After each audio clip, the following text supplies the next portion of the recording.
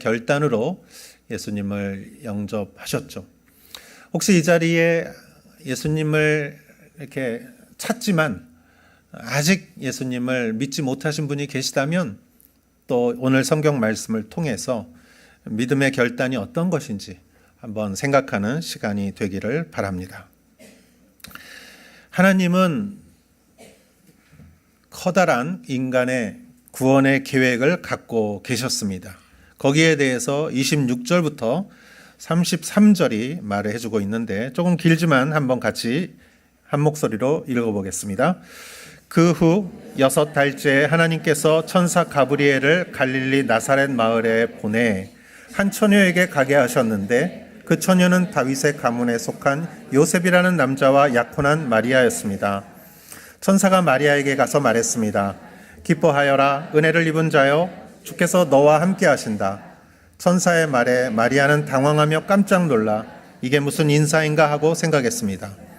그러자 천사가 말했습니다. 두려워하지 마라, 마리아야, 내가 하나님의 은혜를 받았다. 보아라, 내가 잉태의 아들을 낳을 것이다. 그러면 이름을 예수라 하여라.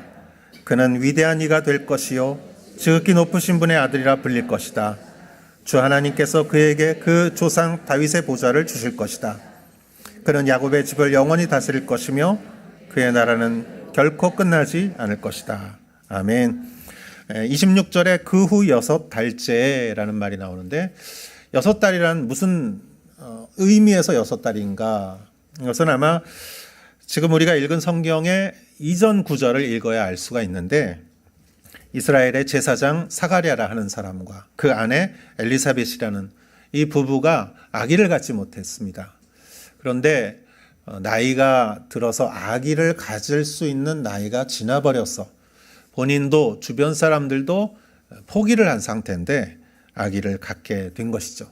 그래서 엘리사벳이 이렇게 아기를 갖고 뱃속에 아기를 갖고 6달째 됐다는 의미죠.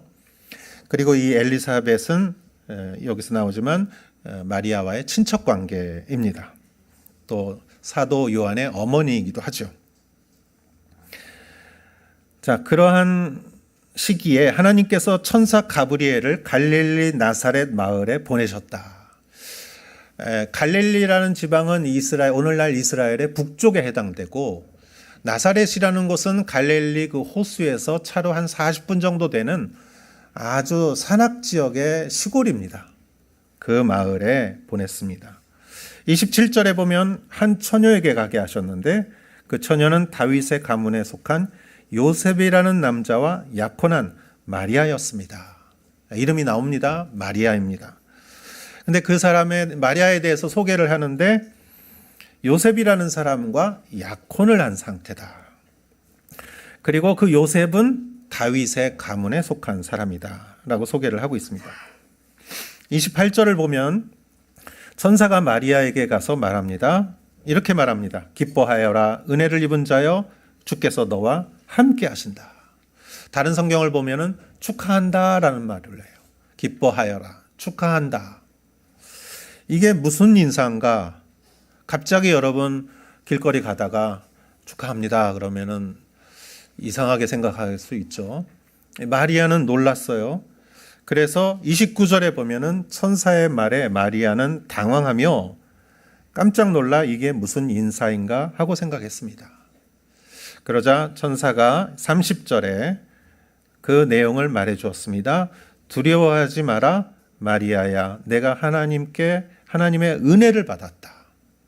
그래서 하나님의 은혜를 받았다. 그럼 그 은혜가 어떤 은혜인가? 거기에 대해서 31절에 이렇게 말합니다.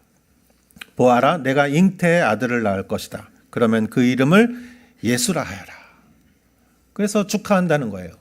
그래서 은혜를 받았다는 거예요. 근데 마리아에게 있어서는 그게 축하할 일이 아니에요.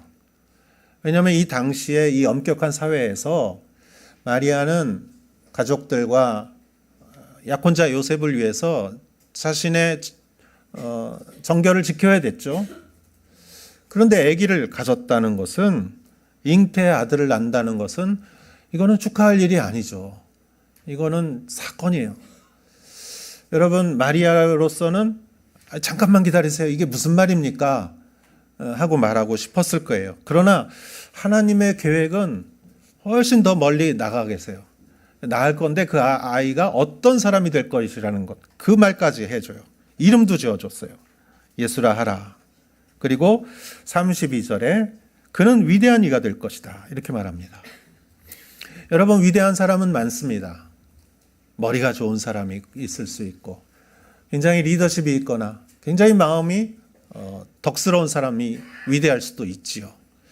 큰 일을 행한 사람도 위대한 사람이 있을 수 있죠. 그런데 여기서 위대한다는 것은 차원이 다른 얘기예요. 성경에는 지극히 높으신 분의 아들이라 불릴 것이다. 위대한데 어떻게? 지극히 높다. 여러분, 지극히 높다라는 것은 그거보다 더 높을 수 없다는 뜻이에요. 여러분, 더 높을 수 없는 사람이 누굽니까? 그건 하나님이죠. 하나님의 아들이 될 것이다. 우리는 노력하거나 어떤 찬스가 주어져서 위대해질 수는 있어요. 그러나 하나님의 아들이 될 수는 없습니다. 태어날 아기는 하나님의 아들이다라는 것이에요. 그렇게 불릴 것이다. 여러분, 하나님은 영이십니다. 영은 영에서 나오지 육에서 영이 나올 수가 없습니다. 그렇기 때문에 하나님의 아들은 영이에요. 하나님이에요. 하나님의 성격을 갖고 계신 분입니다. 따라서 예수님은 육을 원인으로 태어날 수가 없는 것이에요. 영을 원인으로 하고 태어나야 돼요. 그래서 예수님은 성령으로 인하여 동정녀, 처녀의 마리아의 몸에서 태어나야 했습니다. 왜? 하나님의 아들이기 위해서. 이 말씀은 수백 년 전에 구약의 예언자 이사야에 의해서 이미 예언된 말씀이에요. 이것이 실현된 것이에요. 이사야서 7장 14절 말씀 읽어보겠습니다. 그러므로 주께서 친히 다윗 왕실의 표적을 주실 것입니다. 보십시오, 처녀가 잉태의 아들을 낳고 그를 임마누엘이라고 부를 것입니다. 아멘. 처녀가 잉태의 아들을 낳고 그를 임마누엘이라 부를 것입니다. 이분이 바로 예수 그리스도시죠. 그러나 동시에 지금 읽은 성경, 오늘 읽은 32절의 뒷부분에 주 하나님께서 그에게 그 조상 다윗의 보좌를 주실 것이다. 이렇게 말했어요. 그러나 메시아로, 구원자로 태어날 그 메시아는 하나님의 아들이면서도 동시에 다윗의 자손이어야 돼요. 여기서 그렇게 말하고 있어요. 다윗의 보좌를 주실 것이다.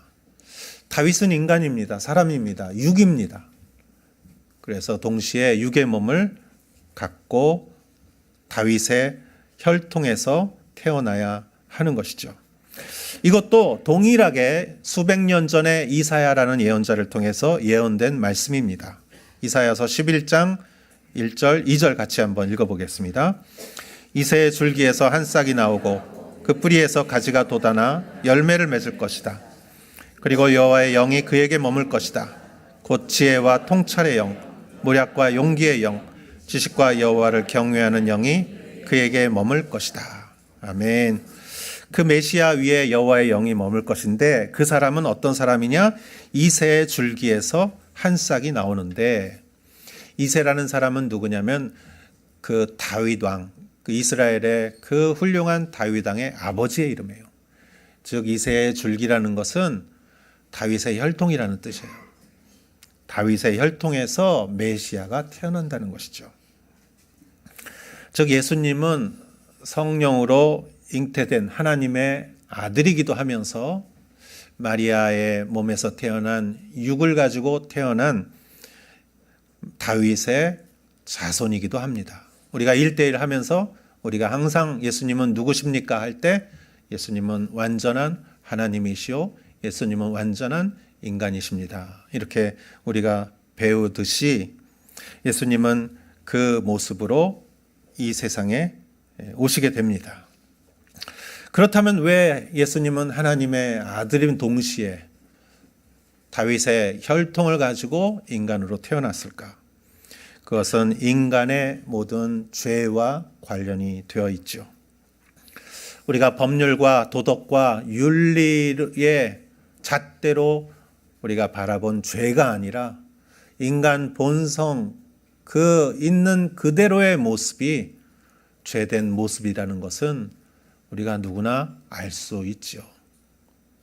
내가 잘해보려고 해도 내 본성이 그걸 허락하지 않는, 내가 선한 일을 하고 내가 평화를 추구하고 화평을 추구하고 친절을 추구하고 내가 효도를 하려고 해도 내 마음대로 되지 않는 것은 내 속에 나를 지배하는 것이 내가 아니라 죄이기 때문이에요.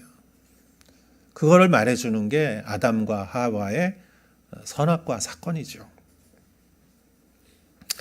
내 속에 내가 너무 많아. 가시나무처럼 나에게 앉으려고 날아드는 새를 같이 자려고 보고 싶은데 내 가시가 자꾸 찔러서 새들이 날아가요.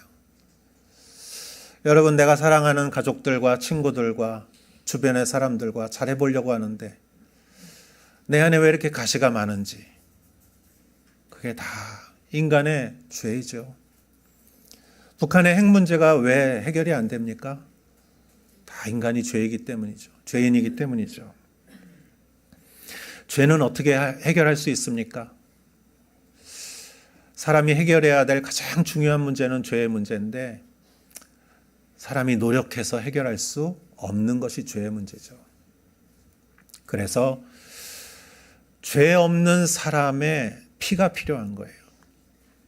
죄의 삭슨 사망이며 그 생명에 드러난 모습은 피인데 누군가가 피를 흘려야 되는데 불완전한 피가 아니라 완전한 사람의 피로 내 죄를 씻을 때 죄가 씻겨지는 그것이 하나님의 법칙이신데 완전한 사람의 피, 오직 죄 없으신 예수 그리스도, 하나님의 아들이 흘리신 피, 그분의 피를 우리가 믿음으로 인하여 나의 죄된 죄를 그분이 씻겨 주시고 그 나를 의롭다 칭함을 해 주시고 그리고 자녀 삼아 주시고 하나님 나라의 백성을 삼아 주시는 것이죠. 할렐루야. 그것이 세례식이죠. 그걸 믿는 것이 세례식입니다. 그렇다면 여러분, 예수님은 죽으시고 십자가에 죽으시고 무덤에 들어가셔서 지금도 무덤에 계십니까? 33절에 이렇게 적혀 있습니다. 그는 야곱의 집을 영원히 다스릴 것입니다. 그의 나라는 결코 끝나지 않을 것입니다. 예수님의 나라는 결코 끝나지 않을 것입니다. 왜냐? 예수님은 무덤에 계신 분이 아니고 사흘 만에 부활하신 분이시기 때문이죠. 예수님은 세상 권세와 죄의 악의 권세를 물리치시고 죽음에서 살아나셔서 승리를 선언하신 하나님의 아들이시며 우리에게 영원한 생명이 있다는 것을 우리에게 보여주신 하나님의 아들이시죠. 그래서 그 예수님의 나라는 영원한 것입니다. 결코 끝나지 않는 것이죠. 하나님은 이 구원자 메시아를 보내주기 위하여 마리아를 선택하는 거예요. 하나님이 오랫동안 계획하신 그 계획을 마리아를 통해서 이루고자 하신 겁니다. 여러분, 오늘 세례 받으신 여러분, 또 이미 세례를 받으신 여러분, 여러분이 예수님을 선택했다고 생각하지만 사실은 반대예요. 예수님이 여러분을 선택하신 겁니다. 오래전에 선교사를 보내시고 교회를 세우시고 믿는 자를 일으키시고 누군가가 여러분을 위해 기도해주고 누군가가 여러분을 위해 눈물을 흘리고 누군가가 여러분을 위해서 자존심을 사겨가면서 여러분을 복음으로 인도한 것이죠. 여러분, 선택받으신 것입니다. 하나님은 이 구원의 그 놀라운 계획을 위해서 마리아를 선택하셨습니다. 그렇다면 하나님은 그 놀라운 계획을 계획만 하고 그걸 실천하실 수 있는 분이신가? 우리가 그렇지 않습니까? 계획은 잘했는데 실천한 힘이 없는 사람들도 있죠. 하나님은 그거를 실천할 수 있는가? 34절에서 37절까지 그 내용이 나와 있습니다. 같이 한번 보겠습니다. 마리아가 천사에게 물었습니다. 처녀인 제게 어떻게 이런 일이 있겠습니까? 천사가 대답했습니다. 성령께서 내게 임하실 것이며 지극히 높으신 분의 능력이 너를 감싸 주실 것이다. 그러므로 태어날 거룩한 아기는 하나님의 아들이라 불릴 것이다. 보아라, 내 친척 엘리사벳도 그렇게 많은 나이에 아이를 가졌다. 아이를 갖지 못하는 여자라 불렸는데 임신한 지 벌써 6달째가 됐다. 하나님께는 불가능한 일이 전혀 없다. 아멘. 마리아가 천사에게 34절에 물었습니다. 처녀인 제게 어떻게 이런 일이 있겠습니까? 그렇죠. 이건 생물학적으로 있을 수 없는 일이죠. 그리고 있을 수 없기도 하고 있어서도 안 됩니다. 마리아는 약혼자에게 버림받을 것이고 가족들에게 버림받을 것이고 아니면 죽임을 당할 수도 있는 것이죠. 어떻게 이런 일이 있을 수 있습니까? 천사는 3가지로 거기에 대해서 얘기를 합니다. 먼저 첫 번째, 이 일이 어떻게 있을 수 있는가? 35절에 성령께서 내게 임하실 것이며 지극히 높으신 분의 능력이 너를 감싸 주실 것이다. 아멘. 첫 번째, 하나님이 하시는 일은 성령이 함께 하시고 지극히 높으신 분의 능력이 함께 하실 때 주님은 일하신다는 것이죠. 여러분, 하나님께서 천지를 창조하실 때 무에서 유를 창조하셨습니다. 유에서 유를 창조하는 건 사람도 할 수 있어요. 재료를 가지고 차도 만들고 비행기도 만듭니다. 그러나 무에서 유를 만들 수 있는 것은 사람이 할 수 없는 일이죠. 창세기 1장 1절에서 2절에 하나님이 창조하시는 모습을 이렇게 말하고 있습니다. 같이 한번 읽어보겠습니다. 하나님께서 태초에 하늘과 땅을 창조하셨습니다. 그 땅은 형태가 없고 비어 있었으며 어둠이 깊은 물 위에 있었고 하나님의 영은 수면 위에 움직이고 계셨습니다. 그리고 빛이 있으라 했을 때 빛이 창조가 되었죠. 하나님께서 창조를 하셨습니다. 그리고 하나님의 영이 성령이 수면 위에 운행하셨습니다. 성령은 창조의 영입니다. 성령이 함께 하실 때 새로운 일들이 일어나는 것이죠. 오사카 온누리 교회에 성령이 함께 임하실 때, 성령의 기름 부으시 임할 때 저희 교회에 새로운 일이 일어나는 것입니다. 여러분 위에 성령이 함께 하실 때 여러분을 통해서 생각해보지 못한 생각과 생각해보지 못한 말과 생각해보지 못한 일들이 일어나는 것이죠. 여러분 자녀 위에 성령이 임할 때 그 여러분의 자녀를 통해서 하나님은 놀라운 일을 하실 수 있는 분이십니다. 할렐루야. 성령이 임하실 때 우리가 똑같은 예배를 드린다 할지라도 우리가 성령으로 찬양하고 성령으로 기도하고 성령으로 예배 드릴 때 새로운 놀라운 일들이 일어나는 것이에요. 예수님의 제자들은 다 봤어요. 예수님과 3년을 같이 다니고 십자가도 보고 부활도 보고 승천도 봤어요. 그러나 다락방에서 그들은 아무것도 할 수 없었어요. 그러나 성령이 임하자 그들은 그 입을 통해서 하나님의 놀라운 일을 말하기 시작했고 교회가 세워졌고 그 교회가 세상을 변화시킨 것입니다. 성령이 임할 때 놀라운 일이 시작되는 것이죠. 내가 못하면 하나님도 못한다고 생각하면 안 돼요. 여러분, 성령이 임하실 때 하나님의 놀라운 역사가 일어나는 줄 믿습니다. 여러분 가운데, 여러분의 자녀 가운데, 저희 교회 가운데 성령의 역사가 항상 임하기를 주님의 이름으로 축원합니다. 두 번째는 천사가 이렇게 말했습니다. 보아라, 36절, 내 친척 엘리사벳도 그렇게 많은 나이에 아이를 가졌다. 아이를 갖지 못하는 여자라 불렸는데 임신한 지 벌써 6달째가 됐다. 보아라, 엘리사벳도 이런 일이 있지 않느냐. 여러분, 하나님의 일을 우리가 확인하는 두 번째 방법은 우리 주변에 있는 사람들의 간증이에요. 여러분, 오늘 세례 받으신 분들 각각 간증이 있어요. 다 여러 가지 계기로 예수님 믿게 된 거예요. 어떤 사람은 병환 중에, 어떤 사람은 절망 중에, 어떤 사람은 찬송가를 듣다가 교회에 들어가서, 여러분, 하나님이 하시는 일은 놀라운 것이고, 여러분, 그러한 간증들을 우리는 다 가지고 있어요. 그리고 또 우리는 매일매일 그러한 간증 속에 살고 있어요. 우리가 손모임을 하면서 그 큐티 말씀을 나누는 게 그래서 하는 거예요. 왜냐? 여러분, 한 사람 한 사람을 통해서 하나님이 일하시기 때문이죠. 그걸 우리가 서로 말하고 듣고 나누는 것이 얼마나 큰 위로고 얼마나 큰 능력인지 모릅니다. 여러분의 간증을 소중하게 생각하십시오. 타인의 간증을 잘 들으십시오.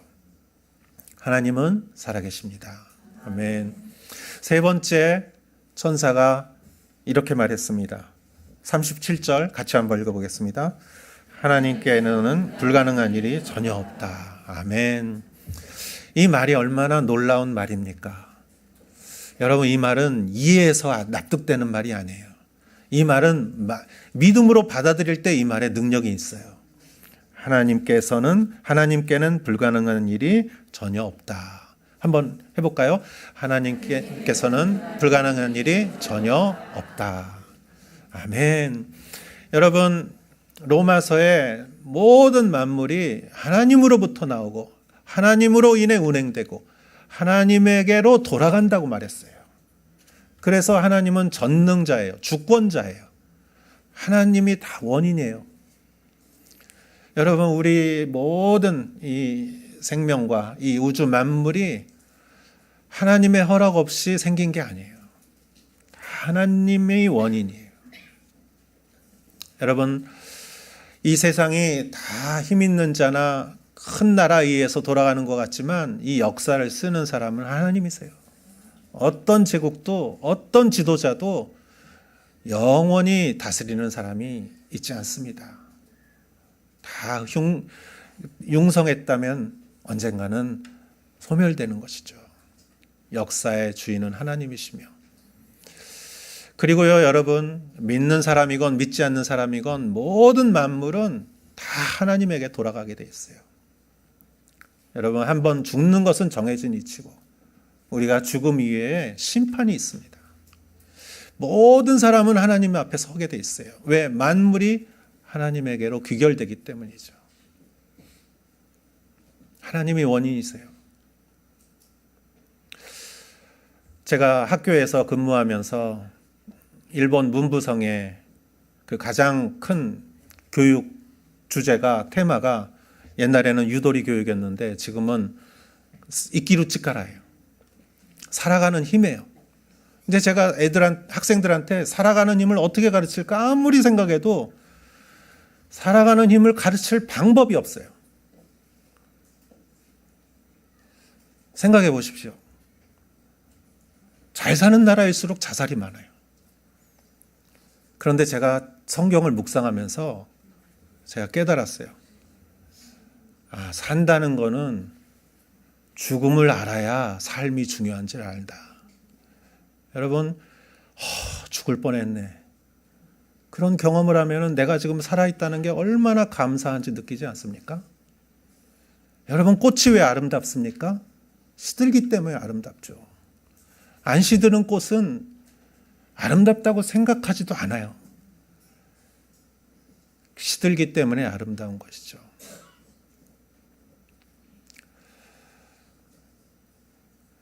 자연에서 살아가는 모든 생명은 최선을 다해서 살아가요. 왜? 안 그러면 죽으니까. 인간만이 많은 생명의 보장을 해줘요, 주변에서. 그러니까 오히려 이끼루치카라가 없는 거예요. 살아갈 힘이 없는 거예요. 생명이란 죽음 앞에서 생명이 생명되는 것이에요. 그러면 여러분, 죽음은 어떻게 설명할 수 있습니까? 죽음은 죽음 자체로 설명하려고 하면 죽음이 해석이 안 돼요. 오히려 무섭기만 해요. 여러분, 죽음은 영원으로 해석해야 돼요. 영원을 알아야 죽음을 알 수 있어요. 죽음만 가지고 생각하면 죽음은 그냥 어둠이고 무지고 절망해요. 그러나 여러분, 영원을 아는 사람은 죽음이 해석이 돼요. 왜? 영혼을 통과하는 현관이기 때문에. 영혼을 어떻게 압니까, 여러분? 하나님을 알아야 영혼을 알죠. 하나님을 알면 영혼을 알 수 있고 그것을 내 마음에 확신할 수 있는 것이죠. 그때 내가 나를 알 수 있는 것이죠. 하나님을 알아야 내가 나를 알 수 있는 것이죠. 여러분, 하나님이 있어야 우리의 삶에 의미가 있는 것이죠. 할렐루야. 하나님은 불가능한 일이 없으신 전능자이십니다. 주권자이십니다. 이 계획을 하나님은 할 수가 있어요. 근데 마지막 한 가지가 있어요, 여러분. 아무리 하나님이 위대한 계획을 세우시고 하나님이 그걸 실행할 힘이 있어도 마지막 하나의 조건이 있어요. 그거는 그거를 받아들이는 사람이 오케이를 안 하면 하나님은 절대 안 하세요. 왜? 하나님은 인격적인 분이시기 때문에. 하나님은 여러분을 강제로 하나님을 믿게 하시는 못해요. 왜? 자유의지를 주셨기 때문에. 여러분, 내가 노를 할 수 있어야 그게 사랑이지. 노를 할 수 있어야 그게 믿음이지. 그냥 노를 할 수 없고 그냥 순종만 하면 그게 로봇이죠. 하나님은 우리에게 자유의지를 주셨습니다. 38절을 읽어보겠습니다.